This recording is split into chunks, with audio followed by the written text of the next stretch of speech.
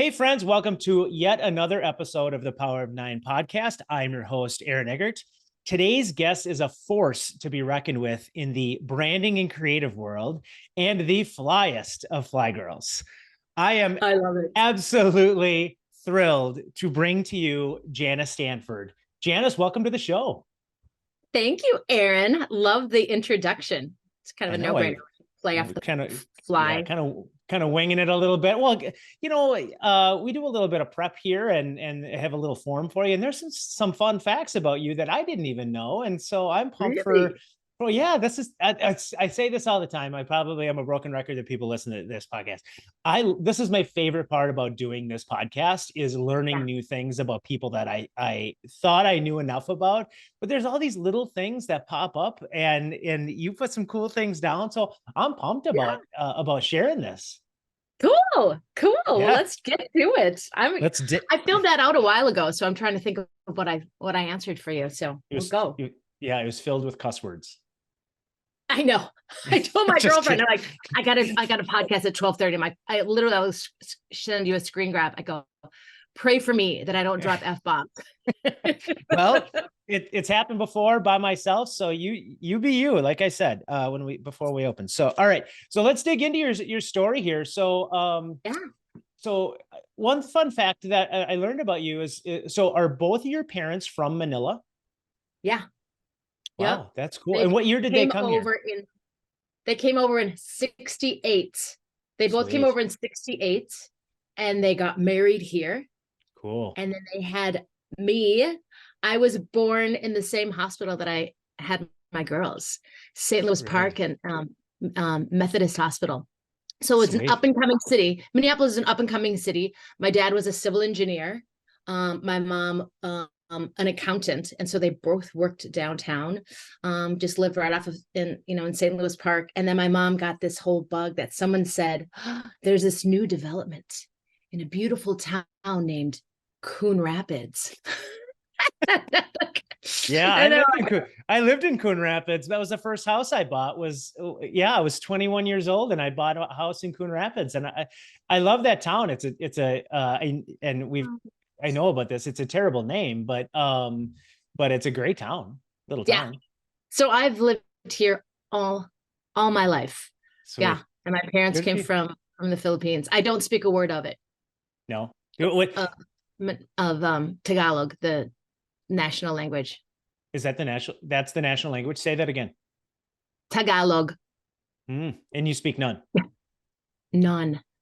Yeah. When in Rome. So my parents taught me at a very, very young age. It's like, we're going to assimilate. This is not where we're from. Did at any point they share with you what was the decision to come to Minneapolis, to Minnesota, besides the fact that, so being a civil engineer, so I got to imagine, growth and being a part of that infrastructure and understanding all that probably was a driver a little bit. Was there anything else? Absolutely. It was, I'm sure you've heard of it. It was called the brain drain, right? So a lot of people were leaving the Philippines during the Marcos dictatorship. Mm-hmm. And leaving, and with really great jobs, great positions. My two uncles sponsored my dad to come over, and they were both physicians. And one of them lived in North Dakota.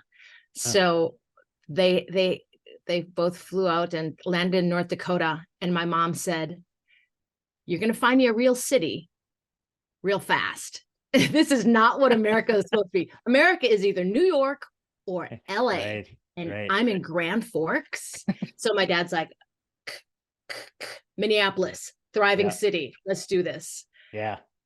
So that's literally how it happened. And I remember still picturing bumper stickers that my parents had on their back of their cars saying, free the Philippines from dictatorship. Wow. So it was definitely a political, like, we got to get out of here. Oh, yeah. This is not how we want to live our lives and raise our family. Yeah. Are you an only child, or do you have any siblings? I have one younger brother. He's 4 years younger than me. And we're like Jack and Jill. We complete each other's sentences. We have the same mannerisms.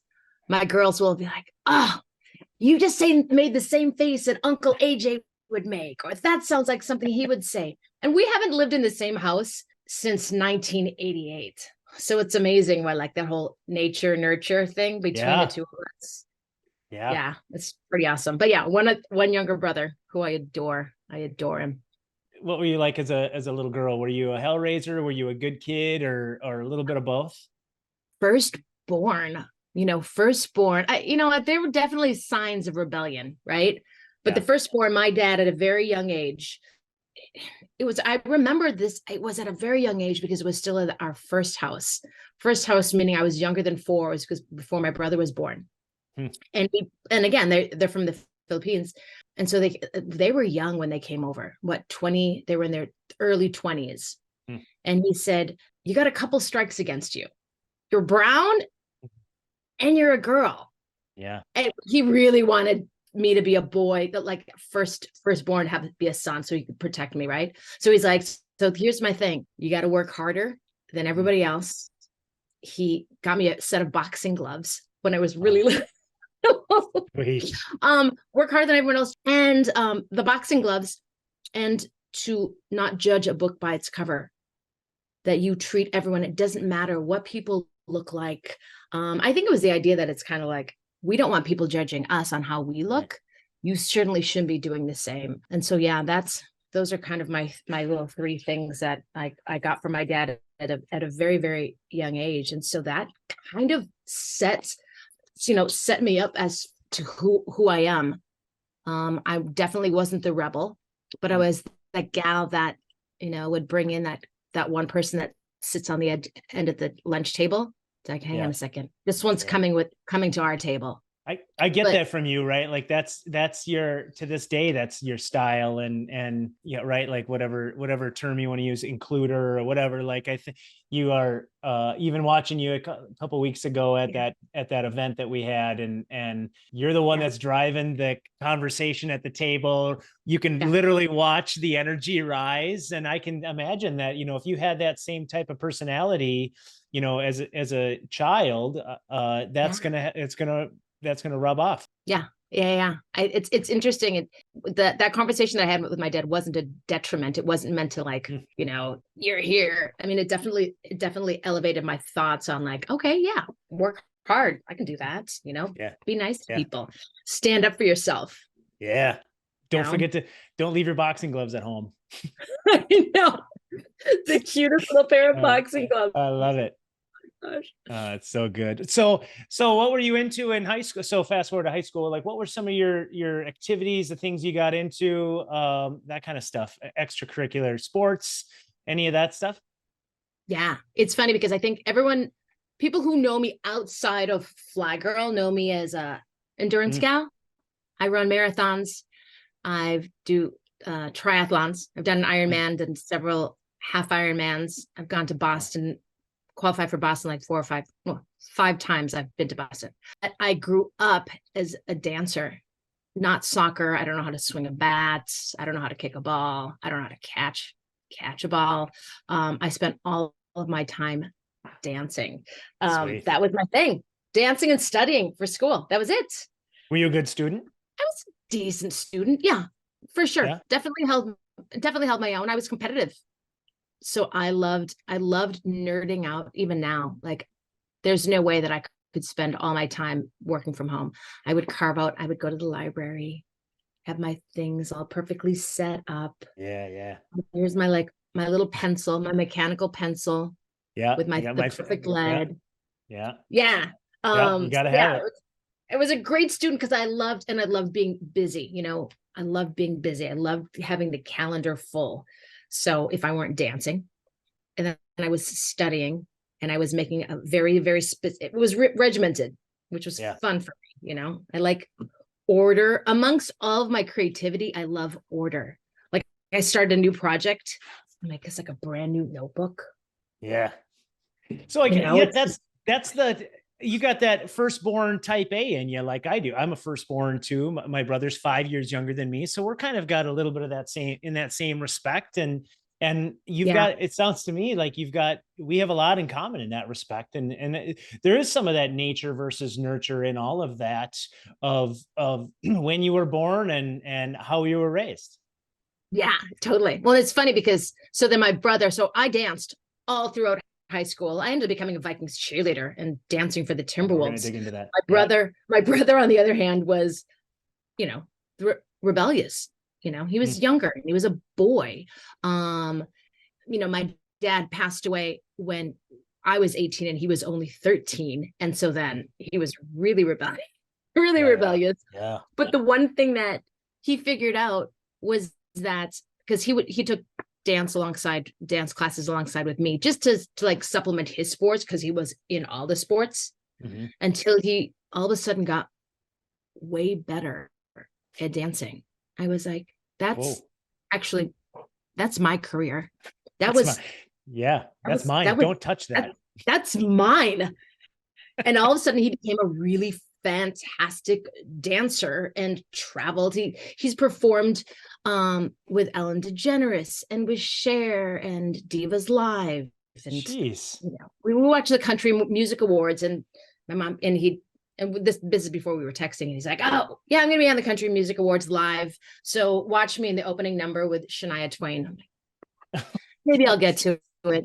I gotta leave my office job first to watch you having the career that should have been mine. So did you, so after high school, did you go to college? I went to the University of St. Thomas. Oh, you did? I'm a Tommy. Yeah. Yes, and I am. I'm a Tommy. Did you dance at the same time when you were going to college? So you mentioned the Vikings and Timberwolves. Did you do that same time, or did you wait till after you were done with college? Same time. So the original plan was for me to go up to San Diego and so I could also pursue dance. And then my dad passed away right before I graduated high school. So I switched gears, went to the University of St. Thomas, and my dance teacher at the time said, you should audition for the Vikings cheerleaders. There's a lot of dancing involved in that. We don't do cheers. It's definitely a dance. And so I auditioned. I remember it was like the morning after our high school all-nighter. So I spent all night in my school's gymnasium. And then I came home and I napped for 2 hours. And then I went to the audition. And then I went back to sleep and my graduation party started. Whoa. Yeah. So yeah, I cheered for the Vikings for 2 years, my freshman and sophomore year. And then I switched gears. The Timberwolves came into town. I'm like, oh. Yeah. And so then I switched gears, auditioned for that. And then I was a Timberwolves dancer for a couple of years, and I love sports. So like, this is the greatest seat in the house. Yeah. You know? Let me ask you a question about, so I don't want to go into your dad passing away, but I do want to ask a question about that. I feel like those and anytime I have this on the show, and I've experienced this in my own life, is that when something major like that happens, it helps you, even at 18, right? You're going to reflect. Do you feel like him passing away at a young age, one, probably helped you grow up a little bit faster, and realize that life is finite and fragile, and then two, you kind of give a few less fucks, right? So right, I'll swear first. So that, like, I think at that point, like, once you start to have that experience, you're just kind of like, all right, I only have a short time on this earth here. I'm going to take some chances. Was that happening to you when you were 18? 100%. There were days that I'd wake up and I go, I could die tomorrow. I'm not spending it in class. Yeah. So for my first couple of years in college, I was definitely in mourning, Yeah. So yeah, that, like you said, like, I don't give a fuck. I'm skipping class. And my mom was my sidekick, and she'd be like, you're skipping class, I'm skipping work. And we would go do stuff, little random things. Like I had a boyfriend at the time, and he's like, I really want a Rottweiler. And I'm like, what the hell do you want with a Rottweiler? I don't want a Rottweiler. And my mom was like, let him have his Rottweiler. Yeah. Right. And she goes, and in turn, she's like, why don't you get the dog that you want? I'm like, can I have a dog as well? And he's like, yeah. So we had a Rottweiler and a Chow, two of the most, like, what people know is like the most aggressive dogs. They still to this day are like the such perfect dogs. But again, it was one of those things where it's like, just give him a dog. Get him, let him get the dumb dog. Go, you know what? Get 2 dogs. Why not? Whatever. Let's get nuts.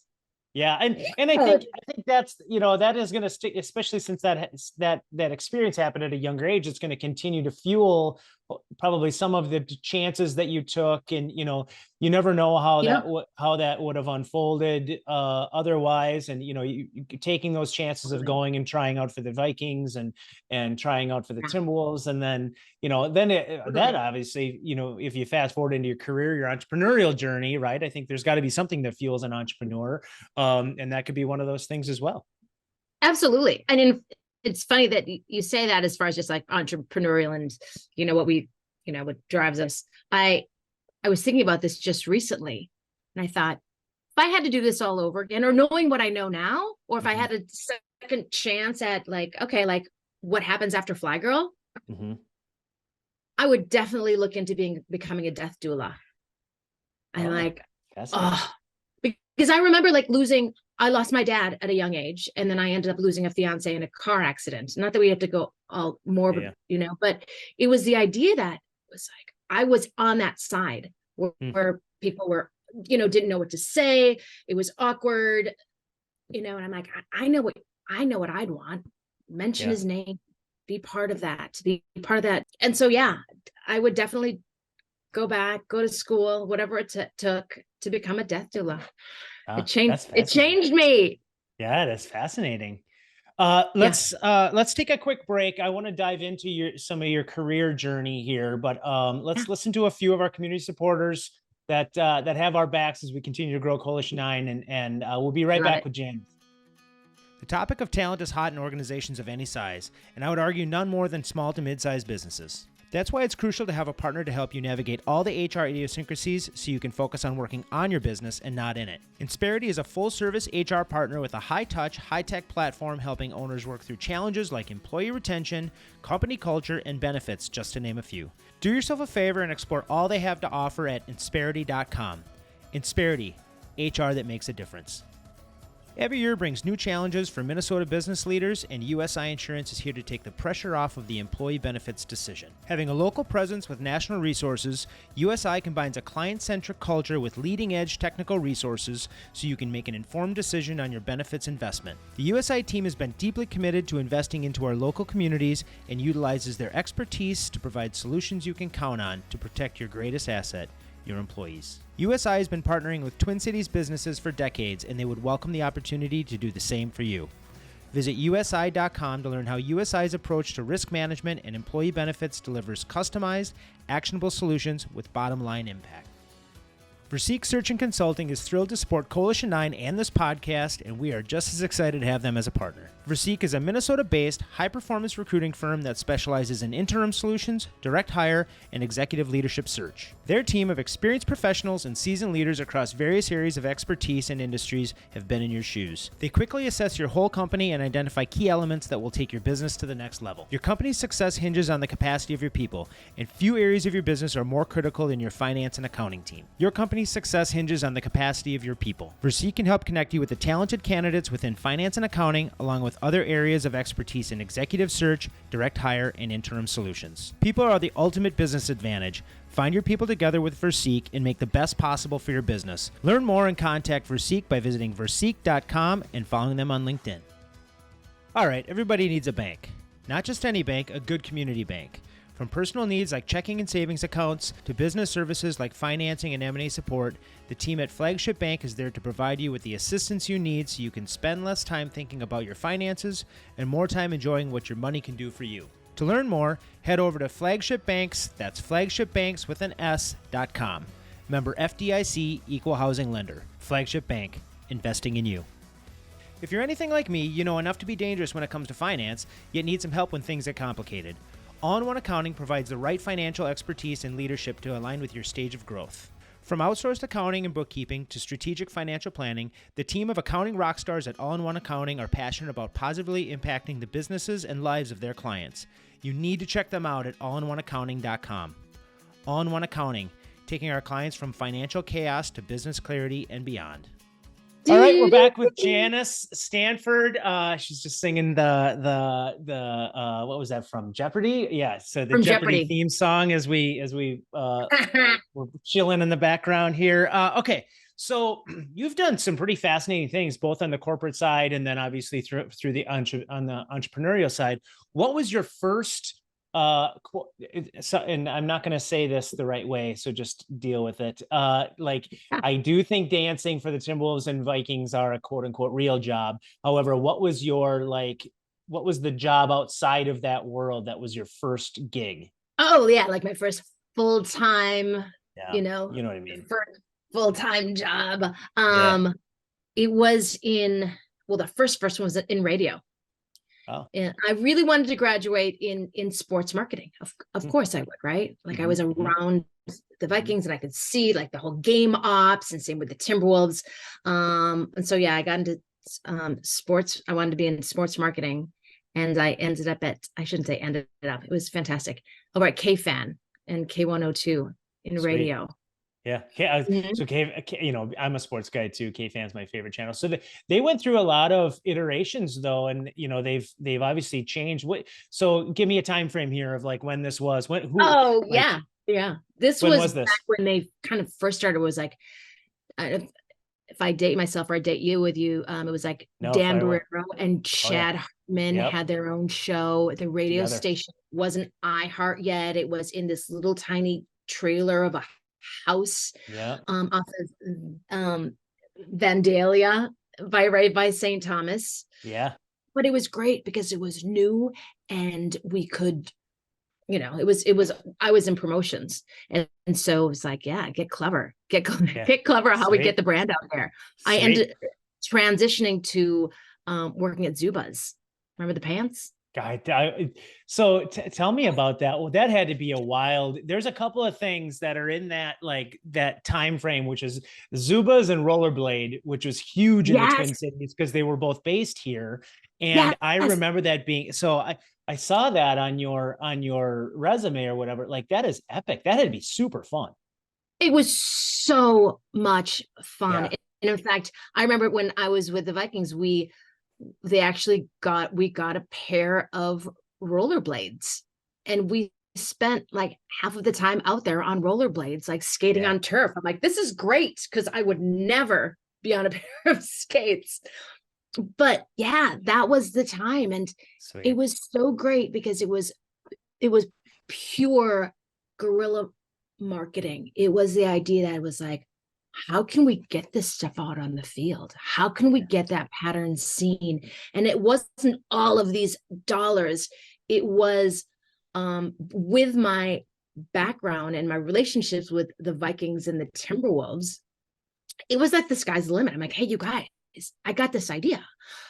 I'm going to reach out to every single one of my NFL teams, and let's just see if we can get, the mascots and the cheerleaders, the ball boys, let's get this stuff out on the field. And it turned into something really great where it just, energy flows where the attention goes. I say this all the time. Where I'm like, okay, and it was great because I sat in that seat. Hey, you guys, I know what you guys need. You guys always want new costumes or something different. If you guys could do a couple of performances on the sidelines, end zones, we'll customize your own skirt or pants or whatever.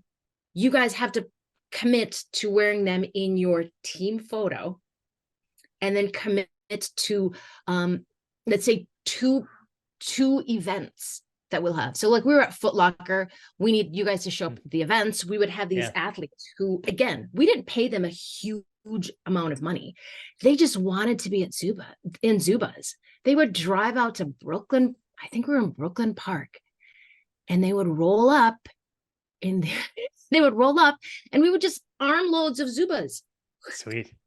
Really great. Like my Rolodex at the time was awesome. It was like, Randall McDaniel, BJ Armstrong, gosh, I was just watching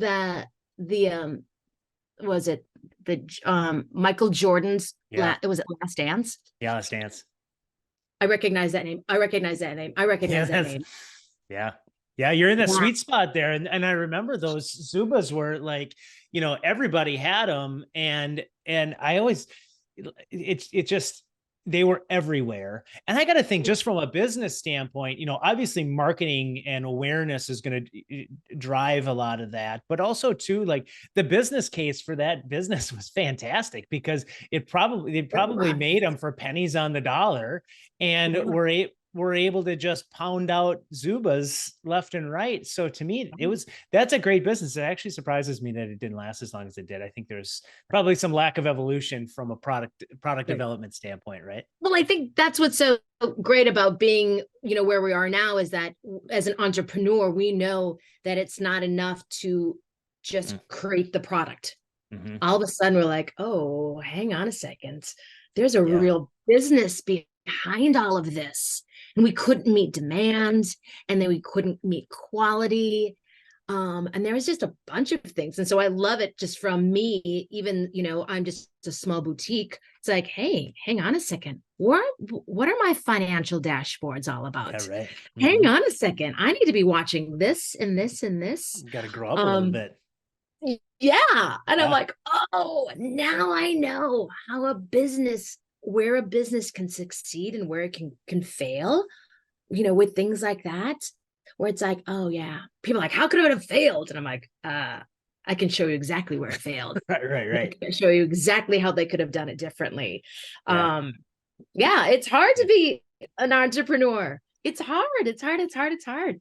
So everybody, you know, I think you had an interesting journey up until the point that you became an entrepreneur, and you worked for a lot of big brands, and you were, you know, I said you're a force to be reckoned with, but you've really, truly, like I said that for effect at the opening, but really at the end of the day, some of the brands that you represented and that you had your dirty little mitts in on is pretty epic. And so prior to, let's say, when you started at Zubaz to when you started your business, Flygirl, what was that time frame that you were quote unquote working for somebody?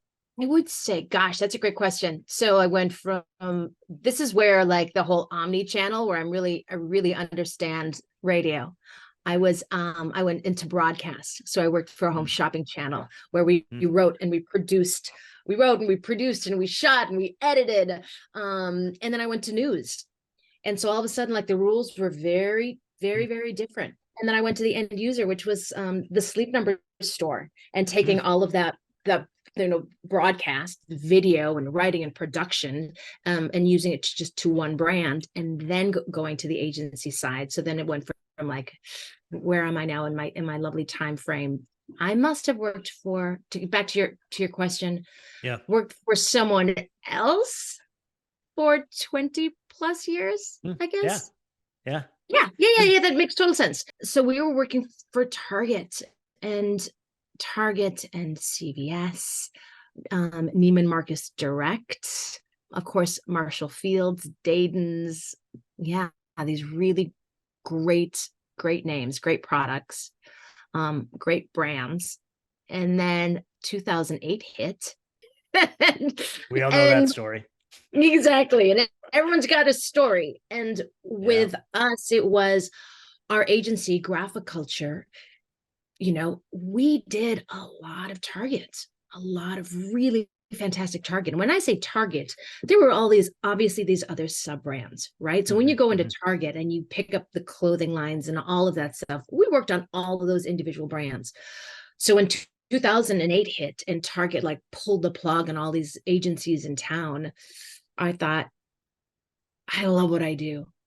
I do not want to fire up a resume. I don't even know what that looks like anymore. Even to this day, I'm like, what would a resume look like? Yeah. Right. And it was really game changing for me. And I think that instinctively, all of a sudden, I became new biz. And I went into my boss's office and I said, give me 3 days. Give me a block of window where I could be gone. 3 days. I don't care where. And she's like, okay, third week in July. I'm like, okay, perfect. Close my door, pick a city. And at the time it was like Nike, I might as well. And I just started hitting up people on LinkedIn. Hey, I'm going to be in town for the next between this time and this time. I get one appointment and they'd be like, hey, I'm meeting up with Aaron on Tuesday. Do you have any room on Monday or Wednesday? And then I would fly out there and I wouldn't come back without a project. I was batting 1,000. It was great. Same thing. Cheryl, heading off to Mattel. Give me 3 days where you don't need me in the office. And I would just hit up all the offices where I'd come back and I'm like, I've got a brand style guide and we've got new work with Hot Wheels.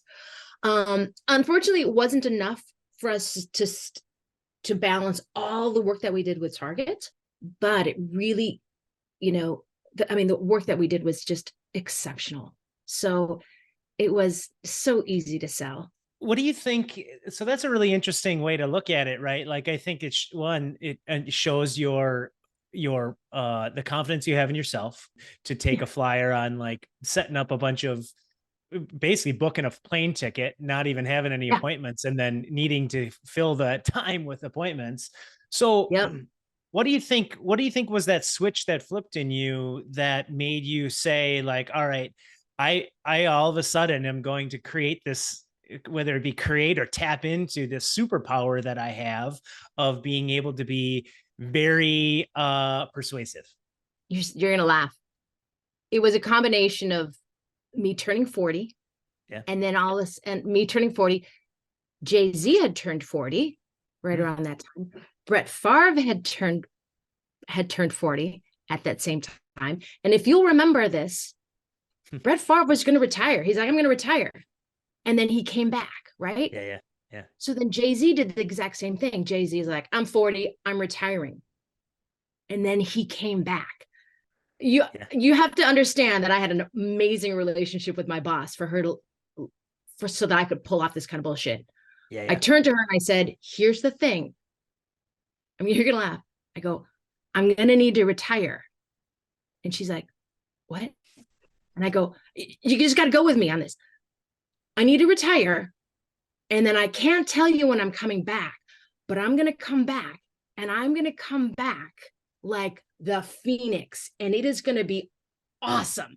And I'm like, like Jay-Z and like Brett Favre. And she's like, I went as far, and I can share with you pictures of me. And she's like, okay.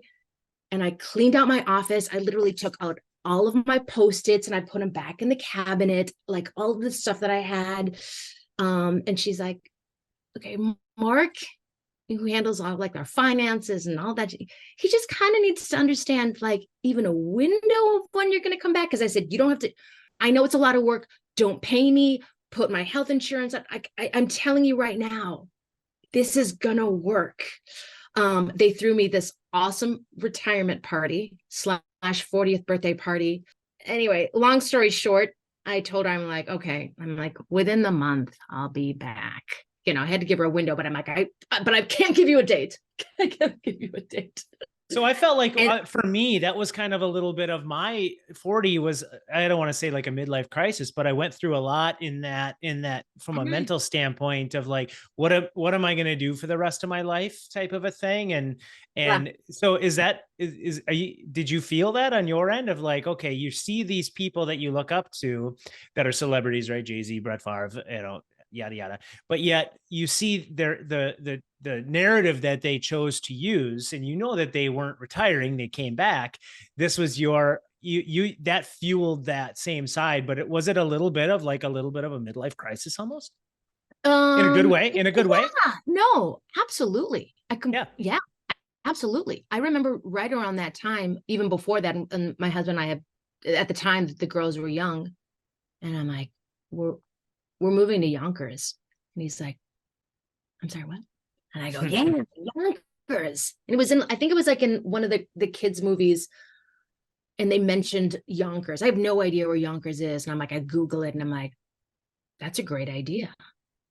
And Lee's like, you want to move to Yonkers? And I think it was the idea that I just needed options, because we live in a beautiful house in Bloomington. it is my husband's great grandfather's home. Mm. And so I think in my mind, like my midlife crisis included being like, oh, I'm stifled and I can never leave this house because it's in the family. And all of a sudden Yonkers comes out, you know, and I'm like, we got to move. And just the idea that my spouse very specifically said, I can work from anywhere. If you're serious about this whole Yonkers thing, whatever makes you happy.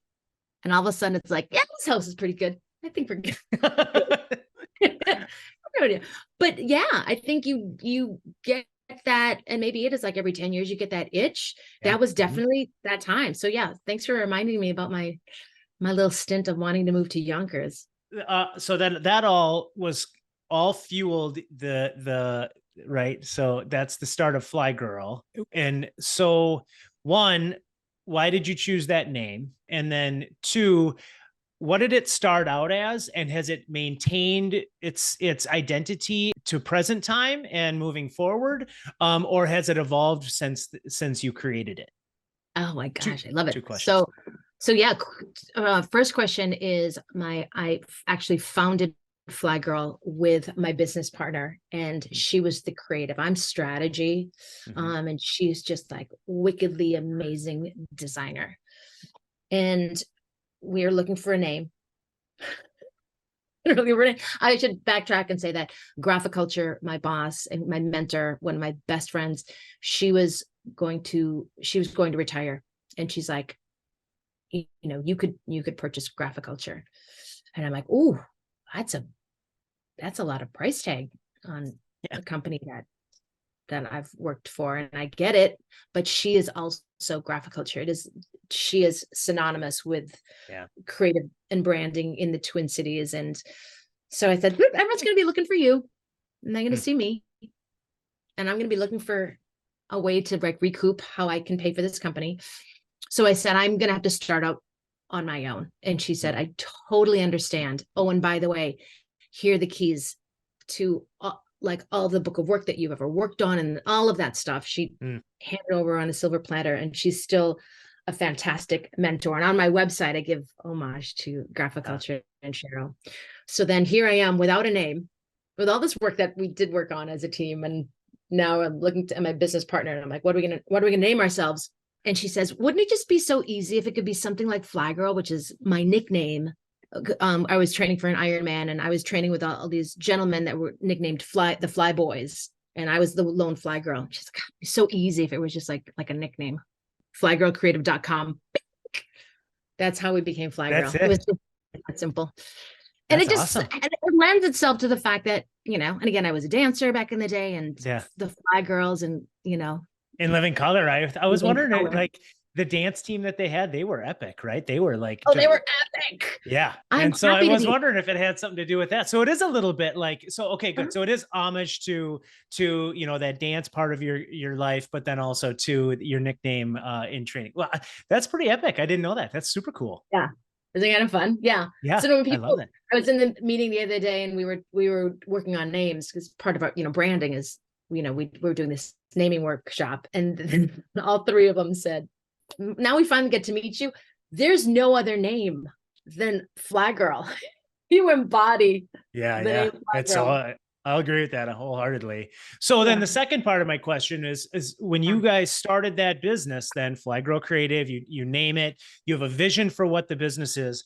How has that evolved, or has it or hasn't it? It's definitely evolved. It was, you know, 8 years ago, we were in essence Graphiculture, now rebranded as Flygirl. And so we were still very much retail focused, retail branding, taking brands that existed and then carving out holiday campaigns, or carving out their back to school campaigns, or their, you know, you get it. And so we were doing all of that work within a big brand.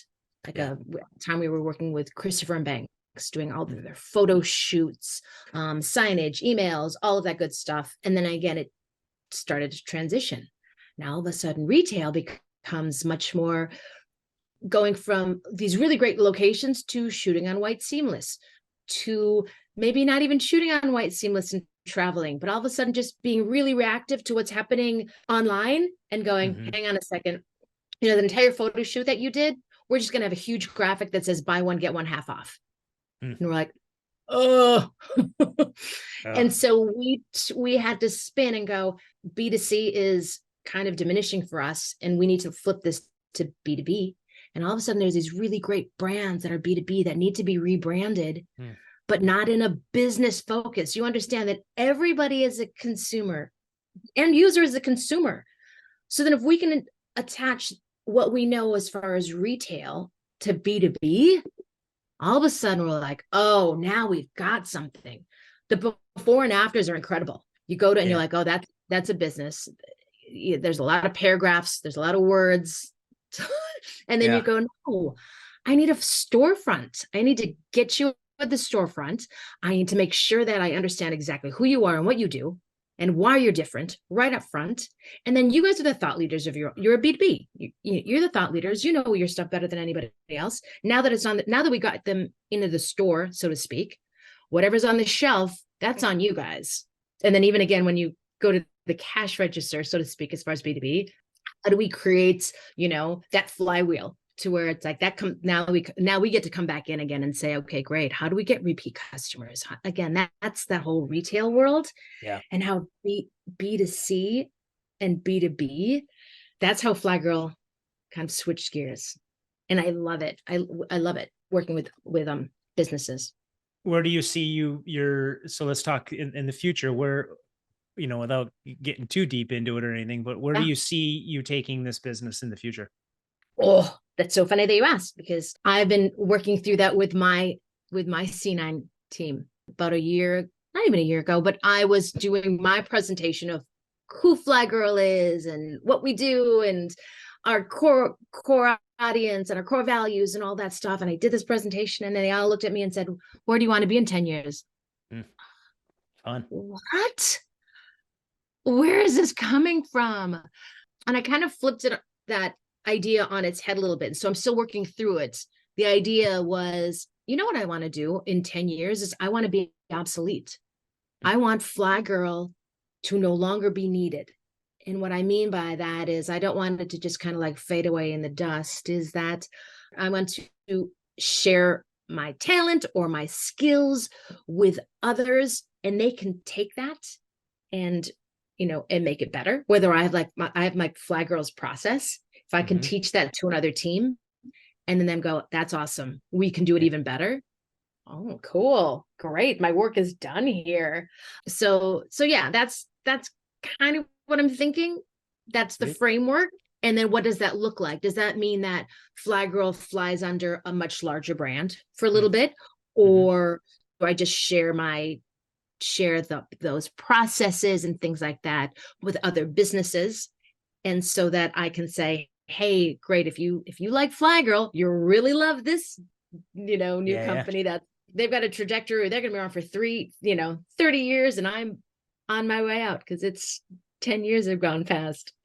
One question I always find fascinating to get a response on of people that work in your world is, and I'd love for you to weigh in on this in one sentence. Give me your definition of brand. Whoa, this is what I do, right? What is a brand? I don't want to give you another word, but is it your essence? Maybe it's your essence. I hate to throw out more nuances, but yeah, it's your essence. Yeah, I've always thought of it as like, and in the same respect is it elicits a feeling, right? So it's to me, brand is so emotion connected, and that essence of what that person on the other end feels, I think, is probably something that you really have created a nice space for yourself in that world. And I mean, even in your website, and, you know, I think the one thing that I love is that I looked at some of in anybody, we'll do a thing here at the end where people can figure out where to find you and your website and all that stuff. But if you visit your website, like I can see a lot of your personal brand, who Janice Stanford is in some of the brands that you've done, the energy and what people are feeling on the other end of this podcast too, of what that is. I can see a lot of that emulated in the work that you've done. Yeah. Thanks. Thanks. Yeah. Maybe that validates my answer. There you go. No, 100%. I just wanted to make, I figured I think we were on the same page, and I love getting different responses to that. But I think that was the word essence is a great way to explain that to somebody who, 8 or 80, right? Like, how can you expand on something that's very complex, super simple? And I think that term essence is great. All right. Before we do 9 questions, tell me a little bit about your family dynamic. So you've mentioned your spouse, kids, stuff like that. Tell me a little bit about all the goodness that you got going on at home. Yeah, let's see here. Yes, I have my lovely spouse, who is a commercial photographer. Great. And we met. That's how we met, was on the job. He was working for another agency doing all the photography and all the packaging for the Sleep Number store. Sweet. And so we met on my first week of work there. And we have two girls. Tallulah is 21 and she is a student at Loyola, civil engineer. That definitely skipped a generation. My dad was a civil engineer. I don't have anything to do with any of that. And then Clementine is a senior at Bloomington Jefferson. And she is, it's funny, we were just talking about this over Thanksgiving, because she is aspiring to be a pilot. And so she is applied to, some aerospace university in Florida. I can't even remember the name because I've never heard of it. Emerson something. And then Purdue is another one. Sweet. With flight, and then UND, which is great. Oh, sweet. Yeah. And we were talking about this weekend, and I said, you become a pilot, I will give you my license plate, which says Flygirl. I love that. Yeah. It's a literal Flygirl. Yeah. I'm like, you become a pilot and I'll relinquish my vanity plates to you. These plates by the way, when I first got them and then they arrived at the house, my sassy spouse looked at them and said, well, that's going to be a ton of fun for me to drive. Yeah. You'll get some looks. Exactly. That's good. Keep him on his toes. Exactly. Yeah. So that's us. Well, so that's us. I love, so first of all, Tallulah and Clementine are amazing names. So beautiful names for your daughters. I just want to make sure and point that out. And then 2 is, this is a whole, I just want to touch on this just because I know it has had such a profound impact on your life in the last year, but and we could do a whole nother podcast on this maybe someday next year or something. Your husband received a double lung implant. Are you effing kidding me? Like that, I didn't even know that was a thing. That like when you were going through that, I heard about it at an arm's length. Obviously I wasn't going to go get up all in your business and stuff, except sending you some positive energy. Holy shit. Like that is bonkers. It was bonkers. And again, it kind of gives nod back to number my trust with my C9 group. You guys did a really great job of pulling together, fitting me with the right group. And so I think a lot of it is, we talk about business and culture and gut instinct. And so when you guys put me with this team, I found out that Lee had an incurable lung disease. And then 2 days later, I show up to my first C9 meeting and they're like, introduce yourself. And I'm like, ugh. Yeah. And I point blank just said, well, here's me. I'm Flygirl. Get your name known, your business or product sold through the power of strategy and design. And this is where I am. Yeah. I'm going to get real vulnerable. You guys are going to need to hold me up. I don't know you, but I'm assuming that this is supposed to be my team, and my gut says you are.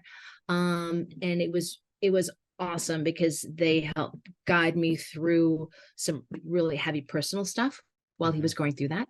Mm-hmm. And then when Lee got on the list, and it was literally like 12 days later, he got the transplant, all the texts, all the love. You sent us beautiful meals.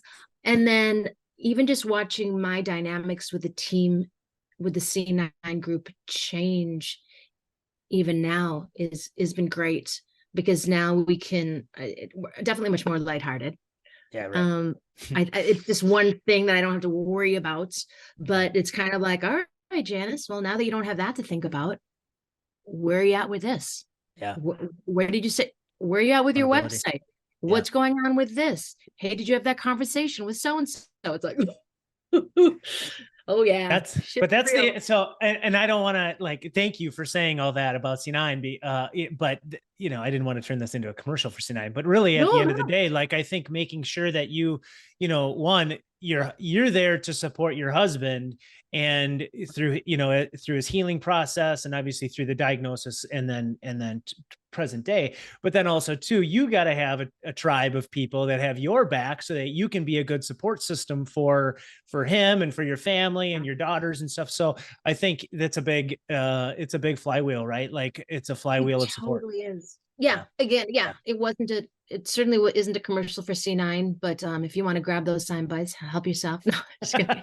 But it was a really big deal. It was a really big deal at the time, because I was never more productive, or revenues were never higher that year than the year that he was sick, because it was just like nose to the ground, laser focus. A lot of tap dancing. And I'm not saying that my internal team was living the dream with me. I had a hard time holding focus with them.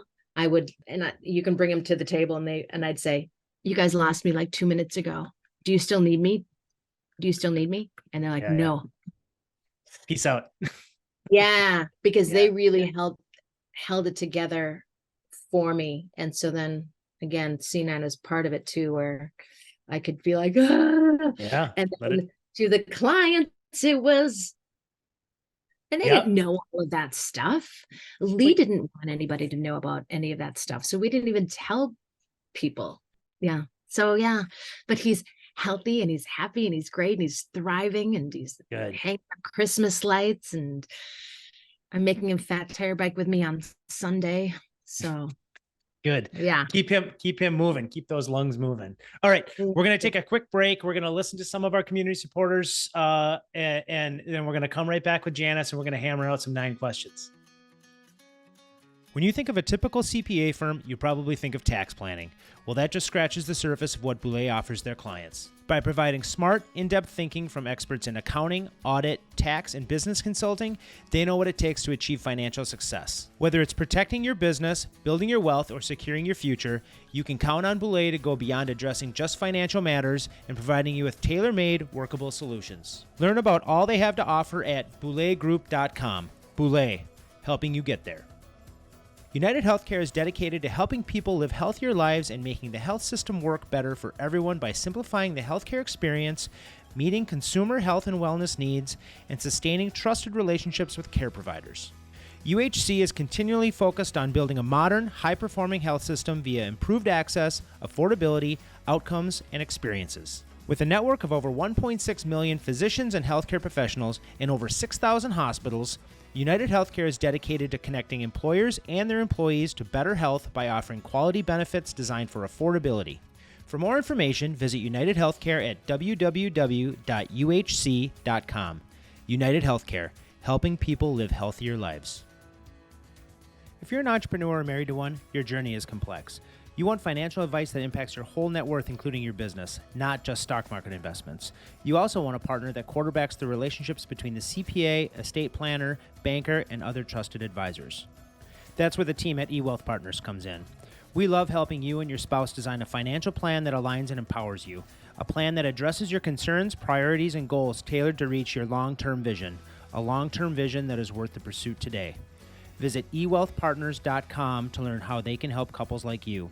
eWealth Partners, holistic financial planning for entrepreneurs. Investment advisor services offered through AdvisorNet Wealth Management. eWealth Partners and AdvisorNet Wealth Management are not affiliated.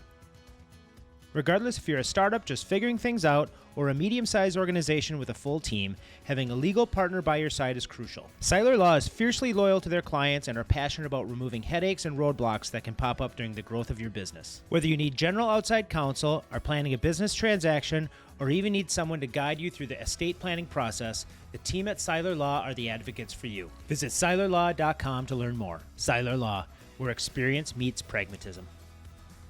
For more than 20 years, Kaisa has been the trusted financial advisor for women, business owners, executives, and high net worth families, developing financial plans designed to meet them where they are and propel them to where they want to be. Their mission is to remove the worry and stress associated with financial planning and replace it with clarity and confidence. The Kaisa team takes the time to understand each client's unique situation, from financial concerns to the visions that they have for current and future generations, in order to create a truly customized plan. Through consistent communication and personal attentiveness, Kaisa is fiercely devoted to personal well-being and financial prosperity. Get to know the Kaisa team and how they can serve you at kaisawealth.com. In addition to the community supporters you heard from on the show today, I also want to give a quick shout out to our evolving level community supporters, Carlson Partners, Fluid Interiors, Keystone Group International, Modern Foundation, and Rev Advisory Group. All right, we're back with Janice Stanford. Janice, the Fly Girl. I'm so thrilled about these questions that I'm about to ask. Do you have any, can you confirm to me that you have no idea what I'm about to ask you? I can confirm. I have no idea what you're going to ask me. Let's get this party started. Number one, name one song that when it comes on the radio, you have to sing out loud. Celebration by Kool and the Gang. Nice. Good tune. I remember that song came on when it was my golden birthday. I was 7 years old. We were driving to Toys R Us. And so that always made me feel really good because we never got to go to Toys R Us. So that was a big deal. That's awesome. Yeah. It is evergreen. It's evergreen. Yeah, it is. So besides Fly Girl, as you were growing up, did you ever have a nickname? JJ. JJ. Janice Joy. Yeah, love it. And I did not like it at all because there was JJ Walker and it was a boy name. And it just, people like JJ Walker. And I'm like, no, not really. Yes and no. Yes and no. And now I love it.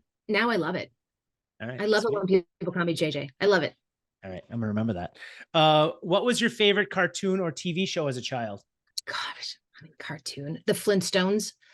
Just my very first cartoon experience. And remember when at the very end where they put that rack of ribs on the car, and then he turns over. And in my mind, I kept on thinking, I wonder if that hurt his neck. I could never get that visual out of my head. So next time you watch that and the car tips over in the drive-through, look for it. You can't unsee it. So you and I are a lot alike in this respect. I always wondered, like, didn't that hurt his legs because his legs were underneath the car? Like, how did he not like get pinned underneath that thing? Like, that's my crazy type A brain. Probably not much different than yours. All right, describe the perfect meal. Oh, it would have jasmine rice in it. I'm a huge rice fan. So cool. that would be it. And we went plant-based during COVID. So if it would be like the perfect meal, it would be something seared. And I don't care if it is fish seared or if it's like red meat seared, something seared and jasmine rice. Sweet. Yeah, see, learning something new. What is one of your hidden talents? Ooh, hidden talents. I can play the piano pretty well. Yeah. Quite well. I'm an Asian. We joke about this, but I'm Asian. I mean, like I started playing when I was very, very young. The most expensive thing in this house is we have a baby grand piano, a Model J. Sweet. I was going to ask you if you had a piano, so that's good to know. Model J. I don't know anything about that. Is that really good? It's a 5'4", little baby grand, decent size. Yeah. Sweet. Cool. What do you? Where do you go for creative inspiration? Anywhere and everywhere. And energy comes to you? Any energy flows where the attention goes. So as soon as I get a project, I'll pick up a book and all of a sudden I'm like, oh, this just totally pertains to this, what we were just talking about. And I could be driving and I'll see something. And I'm like, that's exactly the billboard that I was thinking of, or that's this exact color, or that's the one line. Yeah. Anywhere and everywhere. Wow. Love it. Anywhere and everywhere. All right. I only gave you one would you rather question, so I'm taking it easy on you here. Would you rather hear a comforting lie or an uncomfortable truth? Let's go with the latter. Yeah, Uncomfortable truth. Yeah. yeah. I Just kind of get that, right? Like some people, ignorance is bliss, but some people are just like, let me just deal with it and give it to me yeah. straight. Yeah, Yeah. yeah, yeah. I've gone through a lot. I think I could take it. I was just thinking that in the back of my head. Um, so what is the best piece of advice that you've ever received? To listen more. I'm not saying that I have or that I do, but yeah. Yeah, that's a good, Yeah. that's there's a key to life in there somewhere, right? Yeah. Yeah, for sure. I guarantee you people have told me that, probably from my dad. Yeah. We talked a little bit about all of the different things that you've been through in your life, right? And with some loss early on in your life, and then dealing with the stuff with your husband, with Lee, and then all of the different business related things. All that creates perspective. So at this point in your life, if I were to ask you, and this is your ninth question, how do you define happiness? How would you, in your own words, define happiness? Being content. We talked about this with someone else, is that we're in this space in modern age where it's like happiness is relatively new, right? It's like we're all trying to seek happiness. And it's like, well, back in the day, happiness was, not dying of malaria, Right. It's Right. like, Seriously. Yeah. Yeah. Not too long ago either. Yeah, not that long ago. It's like happiness was just being content and just having, so I think about that. And again, back to that perspective where I don't get an SOW, they go with somebody else. And I'm like, I'd rather have Lee's health than to have that SOW and not have him. I'm pretty content with what we've got. Yeah. I mean, I'll take it. And I don't settle for nothing. You know what I mean? Yeah. Yeah. But at the same time, it's kind of like, how about you be content? And I am wildly happy, So it's like I take something and I'm like, oh, once again, an SOW that fell through the cracks. I'm pretty content. Yeah. Good answer. Yeah. You survived. That was easy. And you had some great answers too. So I try and tailor them for you as much as I can, but throw some curveballs. All right. So I want people to be able to get to know you. And if they want to learn more about you or the work that you do through Flygirl, or if, anything that we talked about today, how can people get a hold of you? www.flygirlcreative.com. Sweet. Cool. Yeah, and then you're on LinkedIn. Yep, you can there we go. email me. All Sweet. the things. Sweet. You'll find them. Well, you're great. Like I seriously, like I think we could have gone down to a lot of different, and I try and keep this thing to 50 minutes. I just knew that there was going to be no way in hell that we were going to be able to do that. So sorry to those that think that we're going to get anything less than an hour out of a conversation between Janice and myself. So I'm pumped that you came on the show. Thank you so much for being a part of this community, for all the nice things that you say about C9. Because of you and all of our other members, we are a better community with you in it. So thank you very much. And thanks for all the good work that you do. Thank you, my friend. So great to spend the afternoon with you. Yeah, you're fantastic. All right. On behalf of my friend Janice, this has been the Power of Nine podcast. I'm your host, Aaron Eggert, and I want to thank you for the privilege of your time.